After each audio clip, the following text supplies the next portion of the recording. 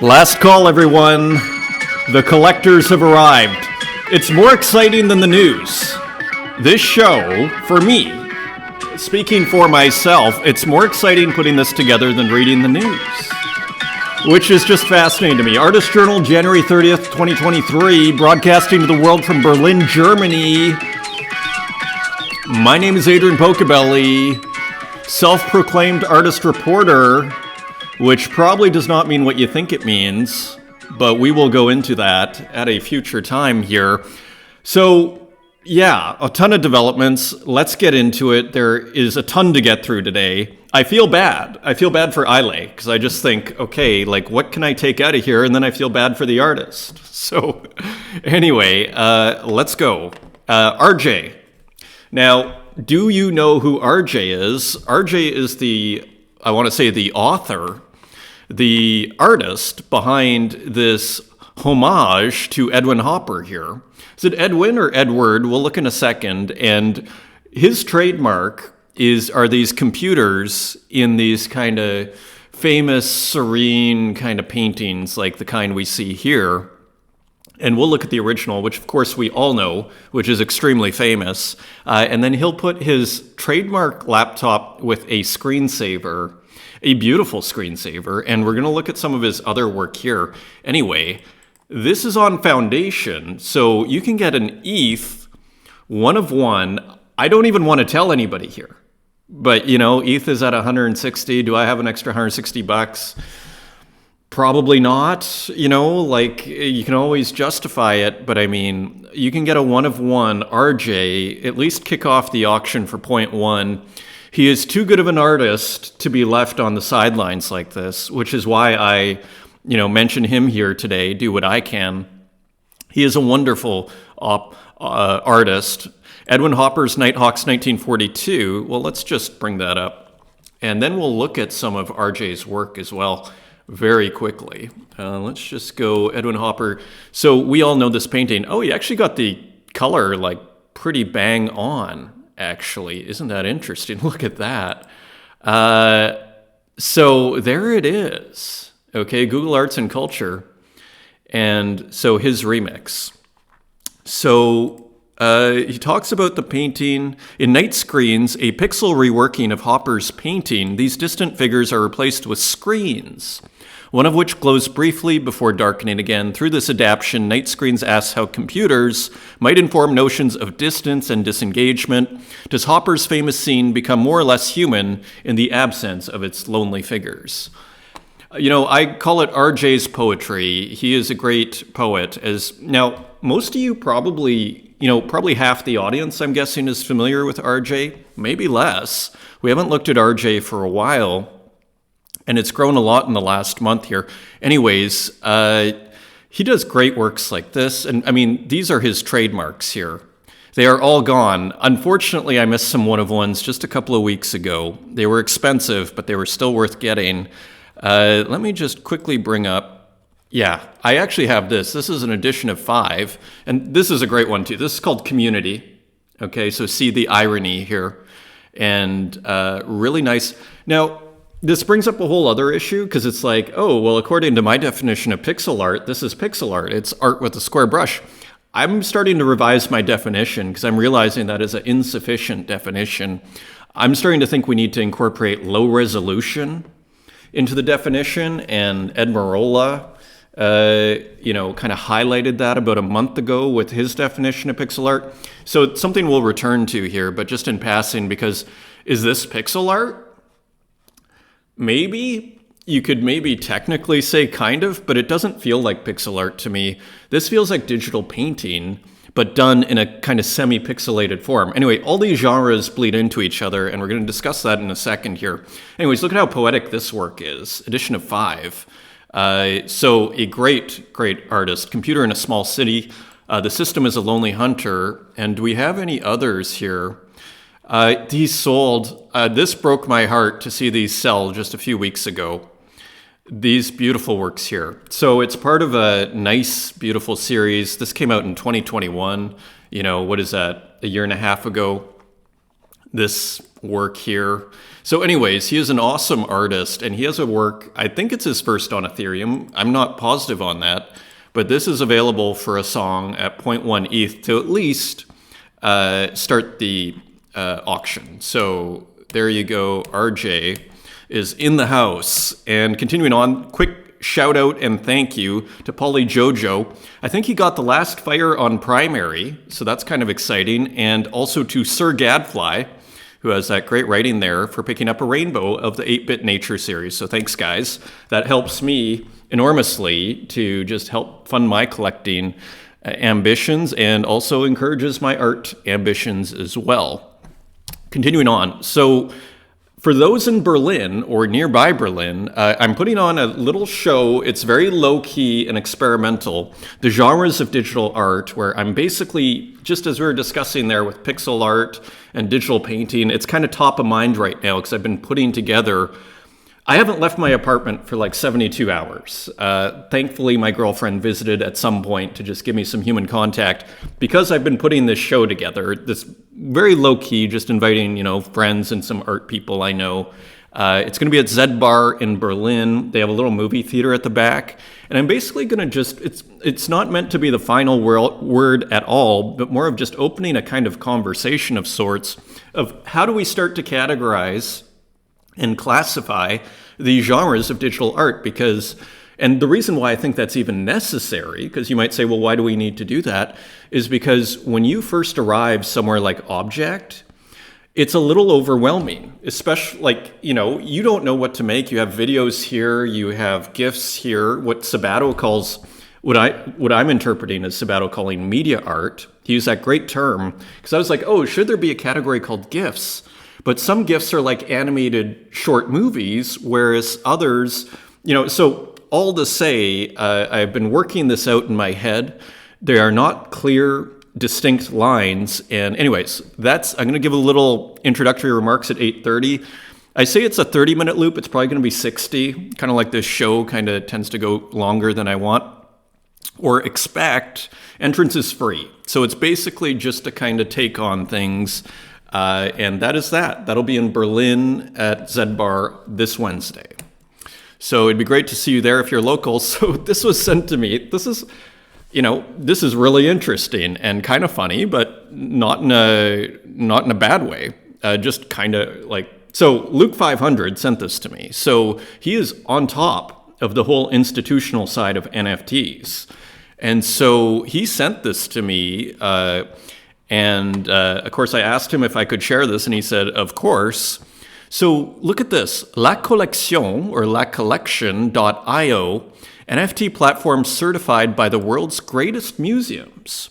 The British Museum, Anna Cultus Gallery, which I haven't heard of, Leopold Museum, MFA Boston. I've heard of the British Museum.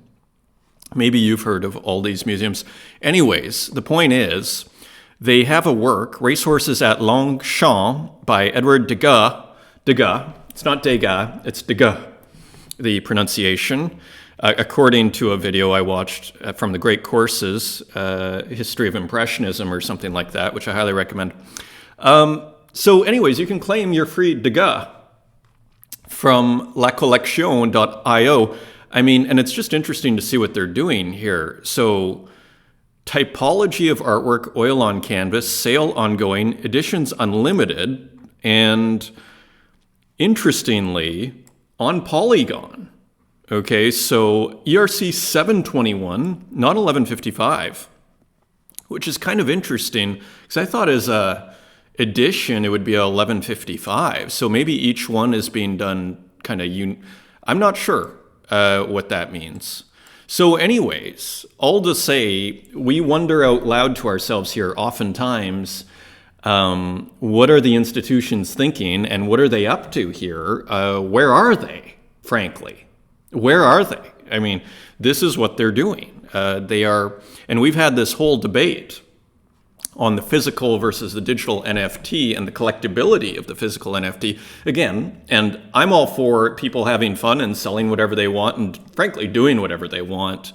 But from my own personal perspective, this is a photo of an artwork. This isn't the artwork. Okay, so they are, in a sense, when you see a photo of like a a physical painting that is not at all changed, and that changes everything, even if you put a filter on it. To me, that kind of starts to change the equation. It's not a black or white issue. But when you have a photo of a painting, like this is, they're for free. I mean, they're not charging anything, but they're giving away a photo of a painting of a Degas in an unlimited edition. So anyways, you can collect that at lacollection.io. Thank you, Luke500, for the shout out. Now, a lot of you have seen this, and so the Medici Minutes. So Cosimo de' Medici puts out a newsletter, widely read, and a lot of us saw this weekend. This part. So here's the letter, and here, let me just bring it up here. 2 chains. Point number 4. If you've been paying attention, let me see if I can make this bigger here. If you've been paying attention, you know I'm a big fan of the art dropped on Tezos. For many artists, Tezos is the chain for experimentation. Because you see, many artists do not want their experimental works to sit as part of their main body of work. I'd say this all rings quite true, actually. I mean, it's true for myself. You don't necessarily want to put a sketch that you made on Super Rare. You might want to put that on Object, right? Makes sense. So it may be the case that there are 2 main chains used for minting art in the future. Now, this is quite I don't want to call it an admission, but it's quite a statement from Cosimo de' Medici, who is probably, I would say, indisputably, maybe not indisputably, I was going to say like the premier collector on Ethereum. I guess there's like Punk6529, but I mean, he's we could say in the top, very rarefied air, like very top category of very few people as far as the millions of dollars he spent on works and just overall influence on the scene, whether people in a sense like it or not, right? I mean, he is an influential personality and person. So when he says something like this, I'm not saying we all have to love this, but I agree with everything he said here. So why, in a sense, I love it. This is great. Tezos is being celebrated, and it's kind of, I don't want to say it's long overdue, but it's, let's put it this way, and then we'll go back into this. To me, there's an inevitability of if the art is good, time is your friend, right? And we're kind of all about time out here.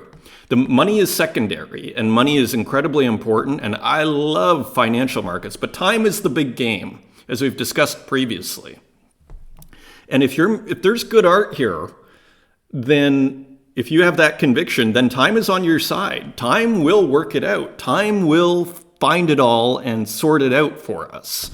And I think that's what's happening here. There's an inevitability. If the art is, in fact, good and worthwhile and relevant and necessary, if the scene is not the same without this art, then it is, time is on your side. So continuing on, ETH, where artists mint their primary body of work, is more expensive. Tezos, where artists can experiment separately from their primary body of work with less expensive drops. Here's the odd thing, though. Much of the art on Tezos is better than what I see on ETH. Collectors, don't sleep. Who are your favorite Tezos artists? At me on Twitter using Medici Minutes. So this is also, I would be tempted to call this an admission because otherwise, why hasn't Cosimo been talking about the Tezos art for the last year? I mean, I'm sure he's mentioned it here and there, but he's kind of all in is sort of how I'd put it here. Collectors don't sleep. And this speaks to our whole theme that we've been discussing really since, the X-Copy Uxine situation. We saw it earlier with Louis Osborne. There was a small migration, at least that was the sense, right? Because we were starting to see pretty extreme prices way back in August, like when I started this show, about 6 months ago. And so now it's quite interesting. And then there was the X-Copy effect when X-Copy basically, more or less digitally shook the hand and gave the benediction to Uxine, well-deserved. And so now, as I said last call, I am seeing things heat up pretty significantly and it's sort of like the artists you would kind of expect, like, pixel artists like mech.txt. We're going to look at his page, and I mean, there's offers like, works that I bought that felt really expensive at 100 Tezos like 3 weeks ago. Now, there are offers for 100 and people are not selling. Okay, like it is heating up. As he says, collectors don't sleep. As I'm saying, last call, and there are still pockets of goodness to be found. But it is, you have to dig deeper and deeper. And oddly here, I'd say RJ is, and not to overhype RJ here, but there's the deal, and it's on ETH. Okay, so anyways, continuing on. As I said to myself, is this a Duchamp moment with Robness Official here, Robness V2? So he takes, speaking of Xcopy, and this is probably Xcopy's most famous work here, right-click and save guy. And so this is a work many of us know. And so Xcopy is well known to be CC0, which is, from all my understanding, limited understanding really, but I think it's pretty straightforward. It's basically open copyright. Do whatever you want with it. So Robness V2 said, okay, fine, I'm going to put up the work and basically, without saying it, use my name, because I don't think anybody could just do this. I think the fact that Robness Official is doing it, and who has already kind of had a history of kind of conceptual and ideas and kind of quote-unquote conceptual games, is saying, okay, I'll put it up with my name and put it at 0.01. I don't think there's a limit to the amount. Like, there's no time limit on this either. And finally, so he's basically taking the right-click and save guy, and he's right-click and saving it, right? And then he's saying, and he's uploading, and he's saying, let's see if this works. Why buy it when I can right-click and save as? So his experiment is paying off well. He put it very cheap, smartly. Another open edition. 629 have been minted so far. This is at like 500 this morning. So that's 6.3 ETH, which these days is probably over $10,000. So you gotta love it. You gotta love it. I mean, is that happening in the contemporary art scene too much? Like, I'm sure if that happened to a famous artist, they'd be like, what a great day. And not to say that Robness V2 isn't famous, but you know what I'm saying? Like a top tier, this is a good day for what I would consider a top tier contemporary artist in terms of intake. If you're bringing in 10,000 from an idea you had last night, you got to feel good about that wherever you are in this world, right? So continuing on, another open edition, this time from Cap'n. And look at how beautiful this is. A beautiful, beautiful pixel work. And again, this contrast of the static black and white pixels with the dynamic colored pixels is wonderful. We see it in his plants series, or where he goes under the name of plants. Anyways, he is also selling for 0.01, and this seems to be the trend, is lower sells for more, and he's got a day and a half left, more than a day and a half left, and 12 have been minted so far. So pretty good. Again, even if this was all that was to be minted, and I'm sure there will be far more, 0.12, you're looking at a couple of $100, okay? Who's complaining, right? We have no right to complain in this area. Again, being out in Berlin here, and before the pandemic, I would go out a lot to galleries and stuff with a lot of friends. Nobody's making $200 like with zero material costs and, just out of, thin air, out of like a day of work, or maybe who knows how long that took, but let's say 3 days of work. It's not like, it's not that common, okay? And not filling out little art scrants and whatever. This is free market, okay? So anyways, continuing on.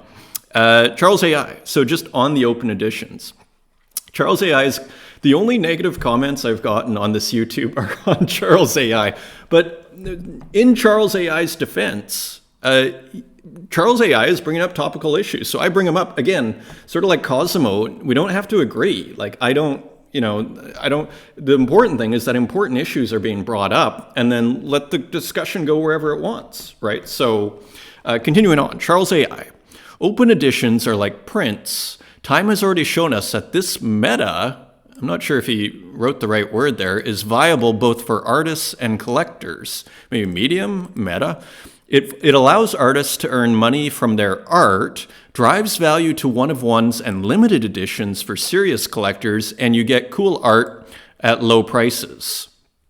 Well, again, I think you can collect an open edition and still be serious. But the spirit of his point, I actually agree with. Like, why not? Like, when I did my little experiment, I got new collectors or new people collected my work that didn't previously. So why not? And it's kind of fun. Again, this low cost, like people are building nice little art collections on the cheap. And who's to say in 10 or 15 years that these won't be worth a lot of money, or 50 years? Who knows, right? So it's a win-win-win situation, and I agree. I mean, they are coming, I'm seeing more and more criticism of the open editions, but that's inevitable. It's sort of like trends don't last that long in this business, and I'm actually impressed at the sustainability, frankly, of open editions. When I did it like a month ago, I felt like I was very late to the party, and I was almost embarrassed to do it, frankly, because I felt like I was so late, but it's still happening, and it's going, and people are making money, so this is great. So maybe it's just going to become a fixture of sorts, which I think would be awesome. Who knows? Luis Ponce. So we've been looking at Luis Ponce's works on Twitter. These works here that have been posted, I didn't realize they were for a Tezos drop that he was working on.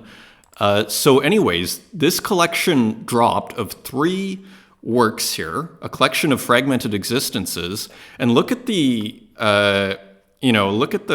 offers and the prices here. We've noted before, maybe a month ago, that Luis Ponce has a very kind of impressive, for lack of a better term, I was going to say fan base, but collector base. Let's put it that way. This edition of 40, there's already an offer for $300. You'd have to pay $1,500 on secondary. Here, this edition of 50 has an offer of $1,300, and again, no takers. Like, that's maybe the most significant part here. $1,300 and no takers for an edition of 50. Okay, and this one you can get for $80, but there's 1,000. I mean, maybe that's the most impressive of all. An offer for $80, which is not being taken as of yet. So this looks like it was a pretty huge sale. A collection of fragmented existences, 46,162 Tezos. And he had a statement here. I'm still processing all of this, but we are the top collection on object.com today. Fragmented existence, all-time high. We beat effects hash total volume. Just insane. Much love to all of you supporting my art. Again, it feels like a golden era in this business, doesn't it? I mean, it's tempting, it's tempting to take this for granted in this space. Like, if you watch this show, or if you've just been paying attention on Twitter, it's become kind of normal that this is like, it's not an uncommon news story like this, but this is astonishing. Like, we're seeing a real kind of fusion of, and, I'm not trying to be political here, but of free market forces and art. Like, that's what we're seeing here. And where's the middle people? It's the artist and the collector, right? So this really is, to use a cliche, this is truly disruptive, what we're seeing here. Anyways, let's look at the art. So this is the one that's you can buy for $1,500. So I don't remember seeing this one, and I don't think there's any volume on it. So just an interesting work, and I'm not, I think it's just Luis Ponce. Yeah, 2022. So just an interesting loop here. And here's the other. We saw this on Twitter. We'll see if we can load it up. And yeah, so we saw this on Twitter before, and he seems to be mixing quite a few different kind of styles here. Like 3D, collage. I don't even know how he gets the eyeball. Maybe some movie stuff. I don't know. But there's a lot going on here. Let's see if we can get the other. And I think we looked at this one too, but this was the drop anyways. And you basically get the picture here. Let me just forgive the internet. You'd think Berlin would be at the cutting edge of internet, but it's remarkably slow. Anyways, there it is. That's the series. So congratulations to Luis Ponce. And another kind of big sale for Uxine here, and this was, I believe, on Friday, Another Day in Paradise, and it's an interesting work. Let's actually look at the work first. At first, it kind of had a bit of a 1980s feel in terms of like just kind of like this spray on what looks like kind of a cube background. But the more I looked at it, the more it looks like it's a mirror in a bathroom or something. I'm just guessing that's kind of graffitied over, almost like you're in a nightclub. And there is the dude with an unhappy face looking over at the sticker of the surveillance camera in the mirror. So kind of a surrealist thing going on there. Nice little details here. I mean, we see Uxine's experience as basically doing zines and graphics in little details like this, with the recycle sign that's kind of in the broken mirror, kind of fragmented there, and then the fire. And then, of course, are you verified down here, and a little bit of graffiti there. So really gorgeous, that matte black, different variations of matte black. Very nice. And of course the friar figures. So let's just look. So accepted offers, I think it was a very quick sale. Like I'm taking, the top 10 offers in an hour or something. And so between 433 and 250, and again, we're almost at $1.20 Tezos, which, a year ago would have been a nightmare. But now, again, like if he's selling for 300, that extra 20%, that's also $360. And if you're selling at 433 times 1.2, I mean, that's over $500. Okay, so that extra 20% there, 15, 18% that you get on the Tezos versus the dollar is not to be dismissed. We missed this last episode, a really interesting, kind of heartwarming image from the myth. It looks like he's had a baby or something. I'm just guessing, but we see a little baby myth here. And kind of, this is very reminiscent of Christ giving benediction, the whole, shall we say. And so here's the myth, and then the trademark green and pink coming out of the two fingers there. Classic, contemporary clothing as usual, within the almost like Adidas, like whatever the shoes, sandals, or whatever these are called, flippers, I can't remember, with myth colors here. Interesting candles here too, as if it's like an altar where you'd normally have a picture of the Christ or the Virgin Mary with the baby Jesus here. It's almost the myth as like the Virgin Mary. That's almost how this feels. So, but then kind of combined with Christ and then the baby. So mysterious work. He's got a real surrealist edge to him. And then look at, like, again, this kind of man, almost like out of The Watchmen here. Green and pink, those same colors. And then yellow. There's a real surrealist element in the blood. So, and then the clouds, trademark. So beautiful work there. And this work just came out, I think, this morning. Man's Ruin, Patagonica. Tony Montana in heaven thinking what his mistake was. So we actually got a comment from Runetune, actually, the other day on how that Morlacos work with the horse and the guy taking the selfie was actually a reference to The Sopranos. We have another, I think Tony Montana is Sopranos, right? I've never watched The Sopranos. I don't really have Netflix. I watched the first half season of Mad Men, and that's as far as I've gone in the whole streaming direction, so very limited. But this seems to be a reference to The Sopranos, I think. Correct me if I'm wrong out there, and anyway. So just, again, these yellow figures are now entering the scene here again, and the blood, and of course the trademark colors, kind of a rougher work, which is interesting, maybe made in a day or two, And this sold out right away. This was listed at midnight, 12:26, and basically it looks like a pretty large edition, and was gone on primary in 90 minutes, edition of 30 at 10. 10 Tezos each, so that's 300 Tezos in 90 minutes. You got to feel good about that. Again, we're talking like $360 now, aren't we? Board Me Social Club, and let me speed up here. We're already at the 30-minute mark. Okay, we got a cruise here. Board Me Social Club, a digital painting here is how I'd categorize this, and a big happy face. And what is the title here? Almost the wrestler mask that we often find in the myth a little bit. Kind of has similar elements there. 6:30 a.m., so it looks like he's morning sunshine. And that is the title, so maybe he's going for a run, staying in shape. Pretty dark, muted colors, interesting. And then combining with this big kind of neon green, lime green. Another one, La Planète Sauvage.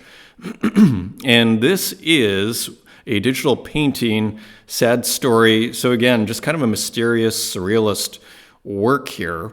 It looks like kind of an octopus figure that, the brains are coming out. Who knows? Interesting sky too. It looks like an alien planet here.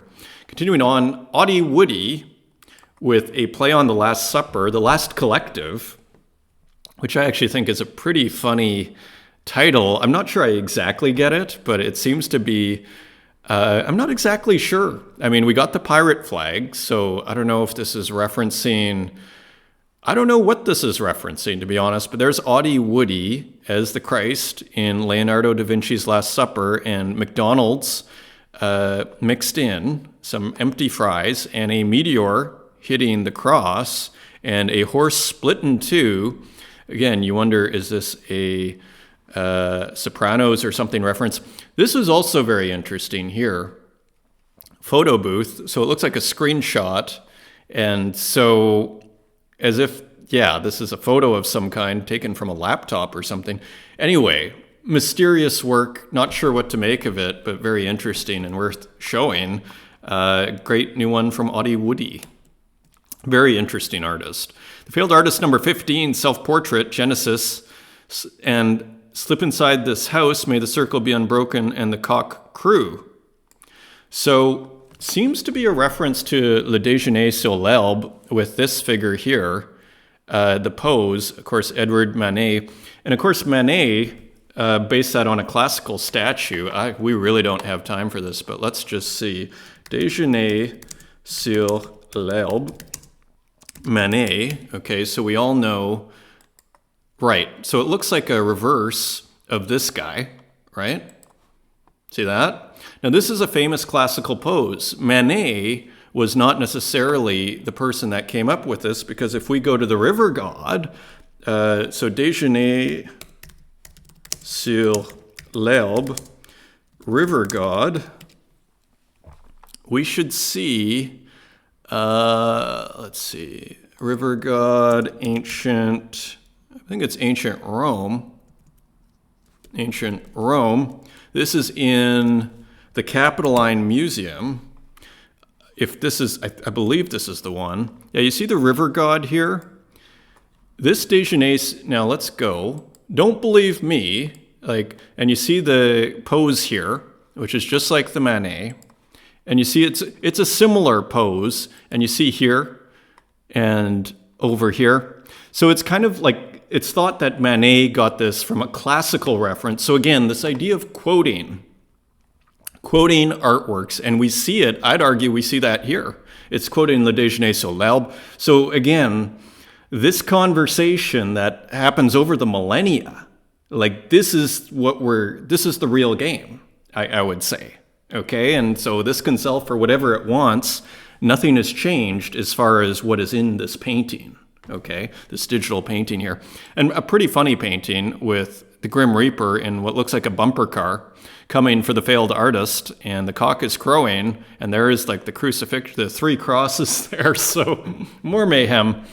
Dan Control with another new work of a computer, and really nicely done, very interestingly, right in his style, buy for $200, so Greco everybody's loving this one, as far as they're not letting go for a small amount of Tezos. Rustic Digital Art, Frank Ocean, so continuing with his very irrational iconography, where we see, again, the shadows of birds in the cliff, and the cliff seems to be making a face a little bit, and then all the crop Marios with question marks. And even these outrageous clouds here, you can't do that. This is how a cloud is supposed to be, making these very, I'd argue, difficult decisions. And there's another one here, L'Eternité, also by Rustic Digital Art, and kind of almost like a rehash of the beach scene, but here's a sunset, and the question mark is kind of the sun, and then he puts the title inside the sun. So anyways, I mean, it's just really interesting, and the colors are totally different, breaking rules that we are constantly creating for ourselves. The Isolationist, with an unusual, well, not an unusual work, with I'd almost say a classic Isolationist work. If we go to his page very quickly here, then we got to run. Generally does this kind of like portrait of sorts, almost like not profile picture, but a portrait of sorts. And so here is another one, edition of 20, very muted colors, almost like chalk that's been kind of erased over here, and a motive work. And let's just quickly see what happened on the market here. And sold for $30 on primary, and $230, and was gone within basically 8 hours. An edition of 20 for $30, so 600 Tezos. Nice accumulation of Tezos.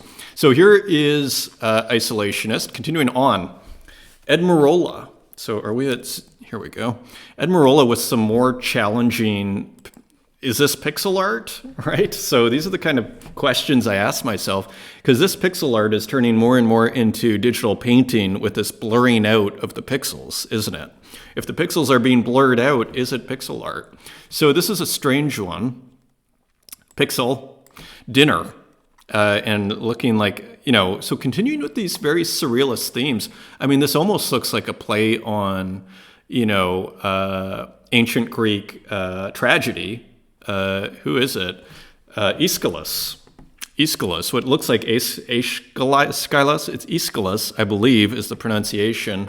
And it looks like someone is being served a baby, as Agamemnon was being served at that dinner by his wife. Agamemnon's lover was Cassandra, and then the wife, what was her name again? Doesn't matter, it escapes me. But that's almost what this makes me feel. The king eating the babies here. Looks like classical Greek mythology. Another one, Four-Armed Painter. So a portrait of an artist here painting naked with vines going across a vase. Is this a self-portrait? But it almost looks like female at the top and male at the bottom. So again, more wild work. The pixels are being blurred out. And we have this little, so again, just more strange, this obelisk here. It looks good though, doesn't it? I mean, so Purple Dream, again, has a very strong surrealist flavor, doesn't it? Purple Lovers, one more that came out this weekend, so he's putting out lots of work. And you see again, challenging with the blurry pixels here, and this beautiful, but look at where it's going. Like, I mean, look at the sky. Look at this beautiful kind of dithered sky, but I mean, it's really going somewhere. There's nothing like this out there. And I'm assuming that's Ed, maybe Ed and his girlfriend or wife. And, is that a museum here? Anyways, The Mind Wanders there. Buy for $30, edition of 29. So was he selling these all for $30? And then sold? Wow. Okay, transferred. Got it. So he transferred most of them. I was going to say, that's pretty impressive. Okay, continuing on. Yuri J. with a new experimental work. And again, not afraid to experiment here, just playing with different digital textures and colors. Kind of a nice composition, I'd say. Rivers and Tides, edition of 11, available for $5. That's pretty reasonable, one left. And continuing on, a new one by Santiago. This one's square, which is interesting. And what else was on here? Inkscape GIMP Blender with pieces of VR sculpture. So again, incorporating different elements, some were from AI. And what's interesting is they all kind of work together. I would never know that these came from different sources, but almost this digital, just don't want to call it just this digital extras, this digital, what is the word? It escapes me. This digital stuff that is being reprocessed and put into, Santiago's style on canvas. Again, square this time. Nice one from Acid Boy. Let's Let's get that going. Maybe there's sound. No sound. This is a reserve of 0.8 life cycle. So I think he liked being called a master of psychedelic abstraction. Another thing I wouldn't have remembered me saying, but he mentioned it on Twitter, and it's hard. I mean, it does seem that he is a master of psychedelic abstraction, and we could at least call this psychedelic abstraction. I don't know who's doing kind of more psychedelic animated works, but who knows? There's probably all sorts of people. To Infinity and Beyond, a really nice one from Acid Boy on Super Rare. And Native Ed with a new one, Echoes of Data, Overload Avoided, please refresh the page. So continuing with this theme of kind of like this digital life that we live. We saw the last one was kind of a reference to your wallet being drained and Ledger. And so here's another one kind of on our digital life with these figures, data, Echoes of Datas. And we got a few from Tezos. And how are we doing for time? Okay, we got a cruise here. So some very nice, what I think we could call glitch work from Tezos, continuing the furniture series. So this looks great. This is Future Credenza. And here is another one, Future Bar Cart. Again, the word I keep using is rich when I see this work. So very nice glitch work, I guess we'd call it. And this lamp is great as well. Edition of 30. And they've been selling really well. Like I noticed I'll be lucky to pick one up on Primary and I'll get an offer like 2 hours later for more. So anyways, looking great. Future Lamp, awesome title. Great work. Dr. Version, shout out to Dr. Version who gave some nice props to the show. Irradiance Cascade. So another one, I think we could call this glitch as well. Just playing with video. And sort of in the same spirit, and it's a GIF, though, playing in the same spirit as those other works we looked at by Dr. Version. So interesting. Koto Nakazono with another contrast, and let's see if I can make that bigger, of kind of animated, globular, organic shapes with this kind of pixelated background with, large geometries in the background, and even this sphere. So just continuing with that contrast there, which I think is quite interesting. Buy for $14.99, edition of 5, and that's on secondary. Let's just see what happened here. 6 Tezos on Primary, gone within basically 6 minutes. So well done there. Nice low edition. Low editions are attractive. This is from Teen Wolf 2, the artist formerly known as Hasdrubal Waffle. And this is kind of, I'll just play a little bit of this. So I don't want to blow out people's square wave generator corrupted by pink noise. Here we go. So kind of wild. And you can see almost the trademark textured brushstroke here. So interesting. Edition of 3. Let's just see what happened. Sent to friends, basically. There's the Isolationist. And one sold for 22 to Icaro. And one sent to Little Cakes. And here's another one by the artist formerly known as Hasdrubal Waffle, Lazorda 89. So if you're my age, you would remember the World Series in 1989 when the LA Dodgers played the Oakland A's and Tommy Lasorda was the coach. And if we had more time, I would bring up a picture of Tommy Lasorda. This is hilarious. Signature collection, hats, cleats, and slip-ups. So just kind of another super highly textured experimental work by what I want to call Hasdrubal Waffle, now Teen Wolf 2, who has changed his name. And so anyways, more beautiful stuff. I don't know if it's made, again, with Mario Paint or what, but I consider this digital painting, even though it's got GIF-like properties, right? So all of these, there are different ways of attacking digital art in terms of the classification. You can go by, is it, a paint, is it a GIF? Is it a video? But that actually starts to break down because some videos, like I was saying earlier, kind of work as GIFs and some GIFs work as kind of look like animated shorts, So anyways, I'm going to get into that more.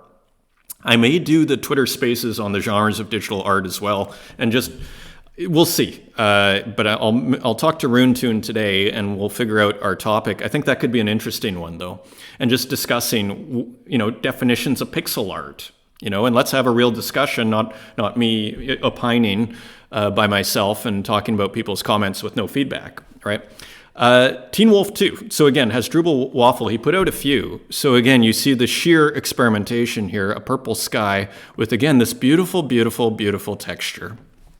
And look at the ground. So like we see with Tezos, there's just a richness to this image. You can always find something new here. So very beautiful work. Available for $33.33. That's pretty reasonable, if you ask me, for an edition of 5. And Lamont Young, I believe he was a composer, kind of a famous modernist name here. I believe he was a composer, finds the aquifer. I'm not sure if he was a philosopher or a composer. Avant-garde, you see there's a reference there to the avant-garde. Scary Weekend, I think he was a composer. And so Teen Wolf 2, also Hasdrubal Waffle, with kind of a dark couple of works here of a car accident and cats. And this person with blood on. Again, you see this wonderful, wonderful texture here. Like when Cosimo says, that he likes the art on Tez better than ETH, like this is one of those things, because of the experimental nature of Tezos, where you can take more risks in a sense, and where so all of a sudden these risks, if something starts to click, which I'd argue we're starting to see here, we are seeing with Hasdrubal Waffle, doing maybe this is Mario paint, getting these awesome textures. This sort of sky is not a typical sky you'd see on Ethereum. Let's put it that way. I dare say. Again, if you disagree, feel free to leave a comment. I'm not wed to anything I say here. So anyways, but, this is sort of what I think of when he says that, because you don't get this kind of work very often, because I think there's just more of a financialization. So there is a freedom in things being cheaper, at least cheaper to mint, and just having this kind of more open experimental platform like he was saying. Scary Audition. So this seems to be like part of that piece. Maybe not. Again, cats in total pain. It's kind of awful in a sense. I'm a big cat lover here. But that is not the point. We're looking at some art here and just some strange imagery. And I love the book here. It's like, is this pixel art? I can, this is done with a square brush, but not all of it, actually. So to me, this is digital painting, whether it's moving or not. Okay? Edition of 5, and it's all gone. So again, I consider this digital painting in my universe. And these things are just being hashed out here. I actually did a search on the genres and categories of digital art. There's a little bit, but there's nothing, I would say, too definitive. So it's still kind of being worked out here, interestingly, as far as I can tell. It's not like I've read a ton of scholarship on this stuff. Another PFP type work, this is also by Teenage Wolf, Hasdrubal Waffle. And we recognize this texture in the background from that earlier gorgeous work with like the blue eyes that we saw. So I'm not sure the reference exactly. Kind of looks like McDonald's just with reindeers. I don't know. But nice work here. And available for 7. Now, be careful on this one, because some people, I was going to pick this up, and then all of a sudden I was like, okay, some people own 10. You could probably put an offer in for like $350 and get this work. So if you want this work, I'd put an offer in, as Lagojo is doing. This is still available. Human Kernel, a 1 of 1, never think, always just say stuff. Human Kernel. So again, experimenting with the profile picture and different textures and everything. Again, this isn't, this is not typical ETH work, to Cosimo's point, right? More experimentation. I love the hair. This hair is great. So let's be calm. Again, PFP as a template, or portrait as a template, and then saying, okay, background element, I'm going to use this kind of pattern. The face, I'm going to use this kind of pattern. And then the hair, I'm going to do this kind of technique. It's a pretty cool process, okay? And I'd say, and it's kind of like, as an artist, you kind of discover, like, this is one of my favorite techniques. It's a classic contrast where you kind of put, something very kind of soft and blurry, although this isn't that soft, but kind of, spread out and everything. And then you put this very fine pixel brush here. And then you get this wonderful contrast, and the color is contrasted there too. Again, you get a contrast with the glasses here and the face. Ilay's going to kill me if I keep going too long here, so we got to continue. Cap'n Gift Shop. She's never complained, by the way, but so great series here. Burger, 1 of 1. Fries, 1 of 1. And Coke. So get your full meal. Cap'n Cola here. These went for just 10 Tezos each. Pretty cool. Love to have that series on a wall, right? Mech.txt, so teasing his audience a little bit with some new interesting work that looks almost abstract. And then he released these two, and look, I mean, edition of 20, buy for 46 now on secondary. Seems to be experimenting more with kind of just with composition. And here's another one, almost looks like the thing in 2001, not an obelisk, but a big slate that is, anyways, Foreign Places 2 by Mech.txt, some more pixel art. Again, this low resolution, to me, is starting to become an important part of the definition of pixel art. Again, that's what makes it kind of chunky. Right? So, but then you say, well, what makes low resolution? I mean, maybe you can put a number on it. I'm not sure. But it seems to be a missing part of my definition of pixel art is, which I call a digital art with a square brush. I think low resolution needs to be added somewhere in that definition. Feel free to leave a comment if you have ideas. I just want to very quickly here, as we wrap up, look at the market for Mech.txt. Look at this. Offer of 100. I picked that up like 3 weeks ago for 100. I felt like I was paying a lot, but I just had to have it in the collection. Now it's at 500, and there's people offering 100, and it's not being taken. It's not being taken. Look at these offers. Another offer for 100. Another offer for 50. Look at these prices. 169. Offer of 45. This was released a couple of weeks ago. So very nice. This is kind of the evidence you need. As he was saying, collectors take note. As Cosmo was saying, things are heating up here. And before you know it, there's going to be a 0 at the end of all these, Not financial advice, could all go down, okay? Tom Bombadil with the new work as well. And just quickly, Madness here. So continuing with this kind of sci-fi comic book type thing, Spectrum collection, nostalgic colors reminiscent of 8-bit games. So very prolific as usual. Nifty Monkey is kind of like a semi-cult pixel artist on Tezos here, just another kind of wild work. Sells out always very quickly. Now buy for 99 or buy for 100 on Tezos, Nifty Monkey. Antonio Loves with a new one, edition of 7, buy for 50. And here it is. And this is part of the Angels, Saints, and Prophets, the Archangel and the Dragon. So here's the Archangel, I guess, with the big wild wings here. Nice colors, too. And there is the two-headed dragon.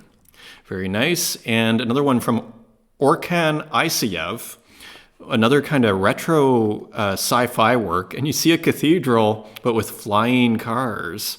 So that is pretty rad in a very futuristic city. Looks like a window into 500 years from now, maybe sooner, maybe 300 or 100 years from now, for all we know. Flora Marquez with a couple of nice, beautiful sketches here. Again, using that erased kind of background. And here is another beautiful one. I think this was sent to collectors. I hid from technology for a while. So anyways, it's very beautiful and it's fun. You're starting to see this evolution, playing with that erased and maybe brushed strokes or whatever this is, this great contrast here.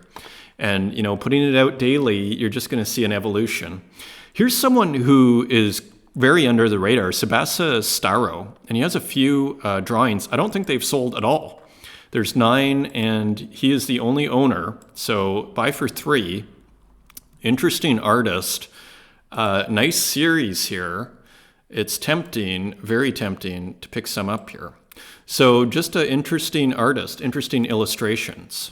Someone 00, someone 02, someone 01. Nice series, isn't it?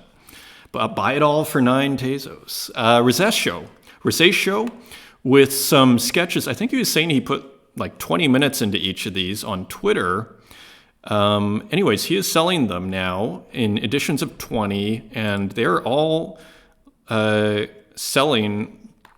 Let me just see. Okay, sorry, this hasn't sold at all. He hasn't put it for sale yet. I think it's a he. And so anyways, maybe same thing here. Okay, so just showing them. And working fast can be, you hear a couple of people have them. Working fast can be a really good thing to do, especially if you're taking too long, as this show is, especially if you're taking too long on your artwork. Working fast is a great thing to just like shake things up a bit. And so Rosacea is working fast. And here is another one, rainbow colored fish shaped cloud. I'm going to keep going here.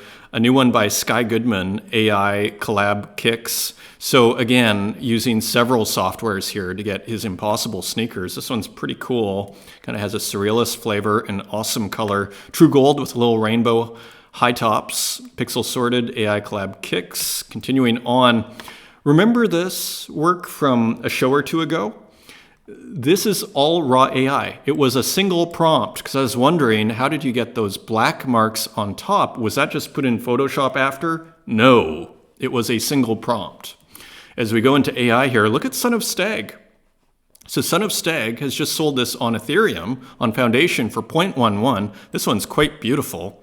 So there you go. Son of Stag is making moves, this beautiful flecks of paint here. And continuing on Islay with a few works here. Prism Sky. We won't go too fast through Islay's work.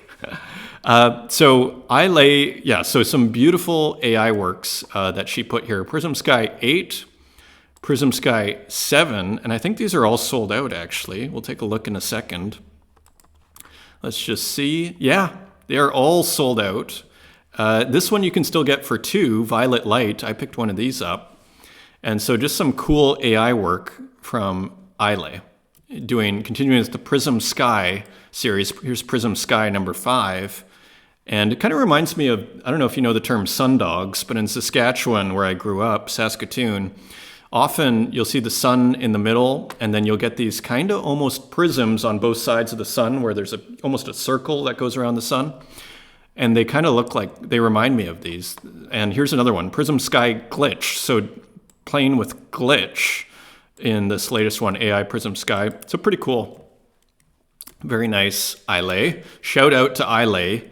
And here's a new one from Connect Zapta, Iridescent Pileus Scarf Cloud. So just another AI work, I believe. Interesting colors along the same lines using DALL-E 2. How are we doing here? 57, we got to run. Mr. Shapeless, another work that looks great with these suggestive clouds that look like a landscape now. Very cool. And NSF World with a very nice one, the Morning Star. Raw AI prompt using DALL-E 2. Pretty nice, if you ask me. It looks like a Lucifer type figure, the Morning Star. And Martin Joe with a work, you can kind of hear it here. Kind of a wild AI work with some ultra and 3 sliced in the background. So cool, works in works. You gotta love that too. And Danielle King with a very interesting Helen Frankenthaler and Lee Krasner fusion here in AI. So very interesting. And also Danielle King working on this series of AI women, as she's calling it. I guess it's fake people. And the ones that really struck me were the artificial Polaroids. And here's artificial Polaroid number 1. You can sort of see the eyes are kind of a little too big. Super interesting. And artificial Polaroid number 2. And finally, Shirley Presson with ATV, Stop AI. And just a classic kind of trash work with AI. Totter outside a defunct Czech city in Ogden, Utah. And One by Walk, a very nice physical work, the master of spray paint, here again with a beautiful work here. And that, my friends, is your show. Thank you for joining me. Until next time, take care.